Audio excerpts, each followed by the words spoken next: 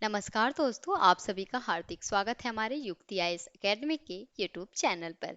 इस चैनल के माध्यम से हम आपको यूपीएससी, स्टेट पीसीएस और अन्य सभी प्रमुख सरकारी परीक्षाओं के लिए प्रतिदिन परीक्षा पूर्व करंट अफेयर्स को एमसीक्यू के रूप में प्रस्तुत करते हैं। हमारा उद्देश्य है कि आपकी सिविल सेवा एवं अन्य प्रतियोगी परीक्षाओं की तैयारी और भी सरल, प्रभावी व लक्ष्य केंद्रित बन सके। इसी के साथ शुरू करते हैं अपने 12 मई के सवाल से। तो सवाल पूछा गया था हमारा कि हाल ही में किस राज्य ने वाहनों पर धार्मिक स्टिकर और चिन्हों पर प्रतिबंध लगाया है। 4 विकल्प दिए थे इसमें, बिहार, नागालैंड, गुजरात या फिर राजस्थान, जिनमें से सही विकल्प था नागालैंड। क्योंकि नागालैंड सरकार ने वाहनों पर धार्मिक स्टिकर और चिन्हों पर प्रतिबंध लगाया था, जो कि 45 दिनों तक के भीतर इसको हटाना था। अगर नहीं हटते तो ये कानूनी कार्यवाही इसके बाद की जाएगी। शुरू करते हैं आज के सवाल से। आज का सवाल है कि राष्ट्रीय फ्लोरेंस नाइटिंगेल पुरस्कार किस क्षेत्र में उत्कृष्ट सेवा के लिए प्रदान किया जाता है। तो 4 विकल्प है, शिक्षा से, खेल से, नर्सिंग सेवा से या फिर विज्ञान से। सही विकल्प हो जाएगा यहाँ से, ये नर्सिंग सेवा से संबंधित है। हाल ही में जो कि द्रौपदी मुर्मू ने राष्ट्रपति भवन में जो कि राष्ट्रीय फ्लोरेंस नाइटिंगेल पुरस्कार प्रदान किया, और यह पुरस्कार नर्सिंग क्षेत्र में जो कि उत्कृष्ट और समर्पित सेवा देने वाले नर्सिंग कर्मियों को दिया जाता है। और यह समारोह याद रखेंगे क्योंकि अंतर्राष्ट्रीय नर्स दिवस जो कि 12 मई को मनाया जाता है के अवसर पर आयोजित किया गया है। बात करें राष्ट्रीय फ्लोरेंस नाइटिंगेल पुरस्कार की अगर, तो यह भारत सरकार द्वारा नर्सिंग क्षेत्र के सर्वोच्च सम्मानों में से एक माना जाता है। इसकी स्थापना जो कि 1973 में, ठीक है, 1973 याद रखेंगे, 1973 1973 में स्वास्थ्य और परिवार कल्याण मंत्रालय द्वारा की गई थी। और इस पुरस्कार का उद्देश्य था कि उन नर्सों और स्वास्थ्य कर्मियों को सम्मानित करना जिन्होंने रोगियों की सेवा और विशेष ध्यान दिया हो। उनके योगदान के लिए ये पुरस्कार दिया जाता है उन्हें। अगला प्रश्न है कि सरहिंद फतह दिवस किस महान योद्धा से संबंधित है। तो 4 विकल्प है, महाराणा प्रताप से, छत्रपति शिवाजी महाराज, बाबा बंदा सिंह बहादुर से या फिर गुरु गोविंद सिंह से। तो ये संबंधित है बाबा बंदा सिंह बहादुर से, और ये हैं बाबा बंदा सिंह बहादुर जिनकी हम बात कर रहे हैं। और ये जो कि अमित शाह ने बाबा बंदा सिंह बहादुर के सरहिंद फतह दिवस पर देशवासियों को शुभकामनाएं दी। और बाबा बंदा सिंह बहादुर जो कि एक महान सिख योद्धा और धर्मरक्षक थे, उन्होंने मुगल शासन के अन्याय के खिलाफ संघर्ष किया था और किसानों को संगठित करके सरहिंद पर विजय प्राप्त की थी। अगर बात करें हम बाबा बंदा सिंह बहादुर के बारे में, कुछ और भी बातें हैं, जैसे वे गुरु गोविंद सिंह जी के प्रमुख शिष्य थे। उन्होंने अन्याय और अत्याचार के विरुद्ध संघर्ष किया। अत्याचार सहने के बावजूद भी धर्म परिवर्तन स्वीकार नहीं किया इन्होंने, और किसानों और आम लोगों को अधिकार दिलाने का कार्य किया इन्होंने। और बात करें सरहिंद फतह दिवस के आखिरकार ये क्यों मनाया जाता है, तो यह दिवस बाबा बंदा सिंह बहादुर द्वारा सरहिंद पर विजय प्राप्त करने की स्मृति में मनाया जाता है, जो कि यह साहस, स्वाभिमान और धर्म रक्षा का प्रतीक माना जाता है। ठीक है, शुरू करते हैं अगला सवाल। अगला प्रश्न है कि किम्बरले प्रोसेस प्रमाणन योजना, जिसे शॉर्ट में केपीसीएस बोलते हैं, मतलब किम्बरले प्रोसेस सर्टिफिकेशन स्कीम, ये इसका फुल नेम होता है, का मुख्य उद्देश्य क्या है। क्वेश्चन है ये। 4 विकल्प दिए इसमें, जिनमें से सही विकल्प हो जाएगा अवैध हीरा व्यापार को रोकना। 4 विकल्प दिए थे, इसमें सही विकल्प हो जाएगा अवैध हीरा व्यापार को रोकना। क्योंकि किम्बरले प्रोसेस की अंतर स्तरीय बैठक की बात करें तो 2026 का आयोजन जो कि ये मुंबई में और 11 से 14 मई तक किया जा रहा है, जो कि भारत ने 1 जनवरी 2026 को किम्बरले प्रोसेस की अध्यक्षता ग्रहण की थी।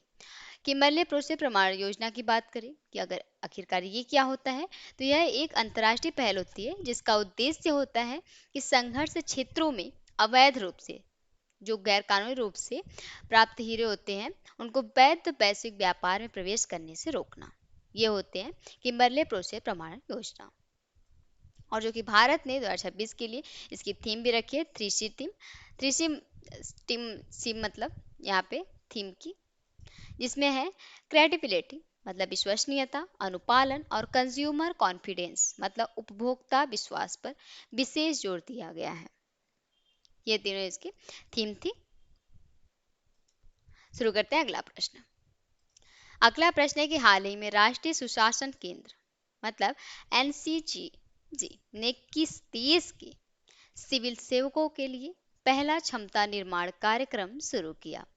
तो एनसीजीएस की बात करें अगर एनसीजीएस की, तो इसका फुल नेम है कि national centre for good governance, जिसका मुख्यालय मसूरी उत्तराखंड में है। और इसका उद्देश्य है कि प्रशासनिक सुधार और सुशासन को बढ़ावा देना। अब तक ये 52 देशों के 5500 प्लस सिविल सेवकों को प्रशिक्षण दिया जा चुका है। तो ये बातें थी एनसीजीएस से। तो बात करें कि अगर ये कार्यक्रम कहाँ शुरू किया गया, तो ये शुरू किया गया सेशेल्स में। सही विकल्प हो जाएगा यहाँ से सेशेल्स, जो कि यह 2 सप्ताह का कार्यक्रम था। 11 मई से 2026 से ये 22 मई तक मसूरी और नई दिल्ली में आयोजित किया जा रहा है, जिसका आयोजन भारत सरकार के विदेश मंत्रालय के सहयोग से किया गया है। इस कार्यक्रम में सेशेल्स के 29 वरिष्ठ अधिकारी भी भाग ले रहे हैं, जिनमें रक्षा, सूचना प्रौद्योगिकी, वित्त, न्यायपालिका, शिक्षा, लोक प्रशासन और राष्ट्रपति कार्यालय के अधिकारी भी शामिल हैं। वहीं इस प्रतिनिधिमंडल का नेतृत्व कौन कर रहा है? तो एलेक्स हेंडरसन ये कर रहे हैं। बात करें इस कार्यक्रम के उद्देश्य की, तो इस प्रशिक्षण का जो कि कार्यक्रम का मुख्य उद्देश्य था, प्रशासनिक क्षमता को मजबूत करना, डिजिटल शासन को बढ़ावा देना, नीति निर्माण और कार्यान्वयन में सुधार करना, भारत और सेशेल के बीच सहयोग बढ़ाना, ये इनके मुख्य उद्देश्य थे। और इसमें कुछ प्रशिक्षण में शामिल प्रमुख विषय भी थे, जैसे सुशासन, ई गवर्नेंस, एआई आधारित प्रशासन, पीएम गति शक्ति, सरकारी खरीद में पारदर्शिता जिसे जीईएम बोलते थे, और ई कोर्ट और न्यायिक सुधार, जो कि इन जैसे विषयों पर भी प्रशिक्षण दिया जाएगा। अगला प्रश्न है कि विश्व की पहली स्मार्ट द्वीप निगरानी प्रणाली कहाँ शुरू की गई? 4 विकल्प है, मालदीव, इंडोनेशिया, इक्वाडोर की गैलापागोस द्वीप समूह पर, या फिर फिलीपींस में। सही विकल्प हो जाएगा यहाँ से इक्वाडोर के गैलापागोस द्वीप समूह, जो कि इक्वाडोर के गैलापागोस द्वीप समूह के फ्लोरियाना द्वीप पर शुरू किया गया है। ये इसका उद्देश्य है इस कार्यक्रम का कि जैव विविधता और वन्य जीवों की सुरक्षा करना। और यह प्रणाली जो कि आधुनिक तकनीकों की मदद से वन्य जीवों और पर्यावरण की वास्तविक समय में निगरानी करती है। वहीं यह परियोजना आइलैंड कंजर्वेशन और फंडासियन जोकोटोको के सहयोग से विकसित की गई है। अगला प्रश्न है कि हाल ही में आईओसी मतलब अंतर्राष्ट्रीय ओलंपिक समिति ने किस देश के एथलीटों पर प्रतिबंध हटा दिया है? 4 विकल्प है, रूस, यूक्रेन, बेलारूस, ईरान। सही विकल्प हो जाएगा बेलारूस, क्योंकि हाल ही में अंतर्राष्ट्रीय ओलंपिक समिति ने बेलारूस के एथलीटों पर लगा प्रतिबंध हटा दिया है। अब क्या है कि अब बेलारूस के खिलाड़ी अपने राष्ट्रीय ध्वज और राष्ट्रगान के साथ अंतर्राष्ट्रीय प्रतियोगिताओं में भी भाग ले सकेंगे। आखिरकार ये प्रतिबंध क्यों लगाया गया था? तो वर्ष 2022 में ये रूस यूक्रेन के युद्ध के दौरान, जो कि बेलारूस द्वारा रूस का समर्थन करने के कारण आईओसी ने बेलारूस और रूस के खिलाड़ियों पर प्रतिबंध लगा दिया था, लेकिन अब हटा दिया गया है। रूस की स्थिति क्या थी? बेलारूस पर प्रतिबंध हटाया गया, लेकिन रूस के खिलाड़ी अभी भी निलंबित रहेंगे। आईओसी की बात करें तो इंटरनेशनल ओलंपिक कमेटी, ये इसका फुल नेम होता है, और संबंधित आयोजन इसके हैं लॉस एंजिल्स ओलंपिक 2028। वहीं अगर आईओसी की मुख्यालय की बात करें तो लूसाने याद रखेंगे जरूर से, और इसका उद्देश्य है कि ओलंपिक खेलों का संचालन करना, और इसकी स्थापना 1894 में हुई थी। अगला प्रश्न है कि हाल ही में शुरू किया गया SEHAT मतलब सेहत मिशन किन 2 संस्थाओं का संयुक्त कार्यक्रम है? 4 विकल्प है, मालदीव, इंडोनेशिया, इक्वाडोर की गैलापागोस द्वीप समूह पर, या फिर फिलीपींस में। सही विकल्प हो जाएगा मालदीव, क्योंकि हाल ही में अंतर्राष्ट्रीय ओलंपिक समिति ने चार विकल्प हैं। सही विकल्प हो जाएगा इसमें ICAR और ICMR। इन दोनों संस्थाओं का संयुक्त कार्यक्रम है ये।